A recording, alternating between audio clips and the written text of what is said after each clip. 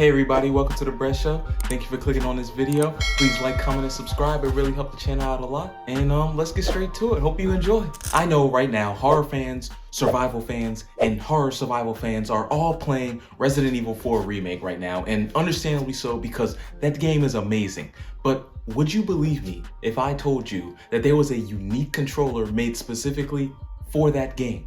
And that same controller is a collector's item going on eBay right now for anywhere between $200 and $1,000. Look at this thing. It's built like a chainsaw, and the way you actually are supposed to hold it is like a chainsaw. Imagine getting this thing stuffed in your stockings or under the Christmas tree on Christmas morning back in 2005. It was made by a company called NubyTech back in 2005. And get this, the director and the producer of Resident Evil 4 Remake confirmed that it was nearly brought back in 2023. There were two types of these controllers. One was the yellow one made for GameCube, and one was the red one made for PlayStation. It was supposed to be a replica of the Chainsaw Men and Chainsaw Sisters in the game. It was supposed to be their chainsaws and basically replica in a controller. Apparently, NubyTech used to make collectible stuff like this all the time. Although I did look them up and it seems like they're not around anymore.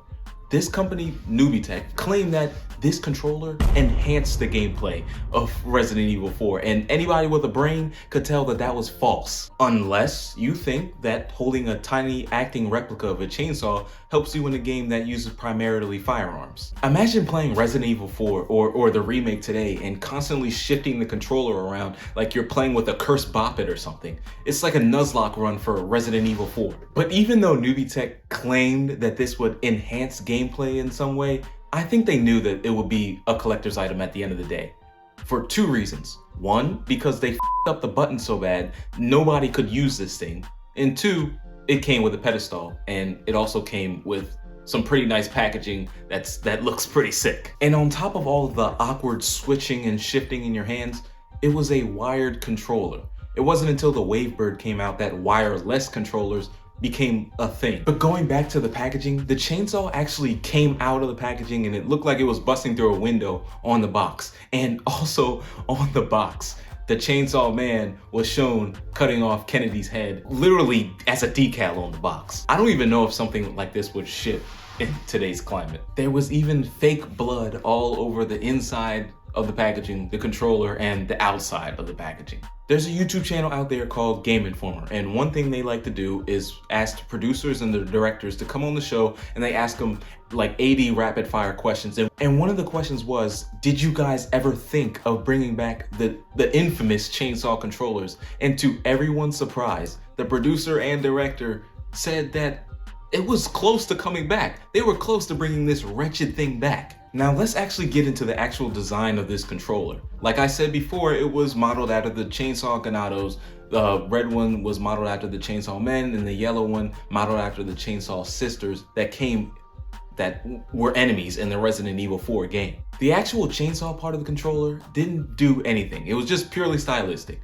But early prototypes that never made it out to the actual sales floor or the collectibles items or anything like that made sounds as if they were revving up a chainsaw, obviously. And they decided not to include that at the last second because they thought that, well, players need to hear sounds in the game and we don't want to interrupt them with sounds that's being inputted by the controller, and they were going to mix stuff up, so they didn't include it. Isn't it crazy how a worldview can change on stuff like this? Because the irony is, in all reality, there's going to be a large section of people playing this game that have controllers that have speakers built into them and will be playing sounds as they're playing Resident Evil 4, and nobody says that the sounds poorly affect the gameplay at all.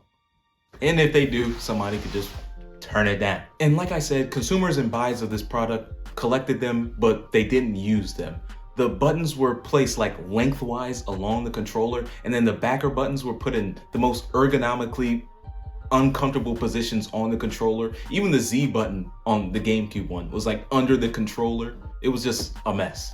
You can see that they really emphasize the fact that they wanted players to hold this like a chainsaw. One on the side, one on the back, and chainsaw end at like the top part. But then, you know, where do you put the buttons? GameSpot did a review on it, and basically they said that this is the coolest looking controller out there on the market right now, you know, in 2005. But who's gonna actually use it? for Resident Evil 4, let alone any other game.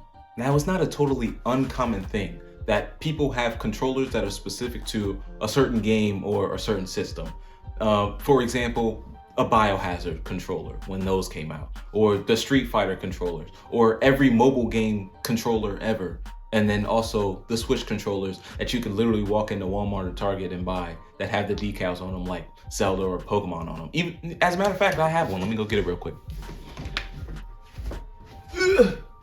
I also wanted to bring out the Minecraft mug because this was a very cherished gift that I'll never let go of. But yeah, got a Breath of the Wild controller, Breath of the Wild Switch controller. It's not the best controller, but it does what it has to do. But yeah, that's really it about the controllers. I really went down that rabbit hole because first I found out the controllers even existed, and then I found out that they were almost brought back, and then I found out about the packaging. It was just wild all the way through. I would have loved to see or hear one that made sounds like the prototypes said that they did, and I would have loved for a PS5 controller to come out for like $100, to be shaped like the worst chainsaw known to man, the tiniest chainsaw known to man, and they definitely would have sold that for $100. Call it the Chainsaw Pro controller or something. But yeah, I thought it'd be one of the crazy things to bring up about the past because Resident Evil 4 Remake comes out today as of you're seeing this video. If you're seeing this video in the future, then sorry, Resident Evil 4 Remake came out a couple days ago, or a couple weeks ago, maybe a year ago, I don't know. But Resident Evil 4 Remake came out, and that's why I decided to bring up this old relic from the past. And if anybody has one, drop it down in the comments below. If anybody's seen this, heard about it, bought it, lost it, I don't know, just drop it in the comments below. But thank y'all for watching this video. Thank y'all for tuning in. Love y'all, give inspiration in all you do, and peace out.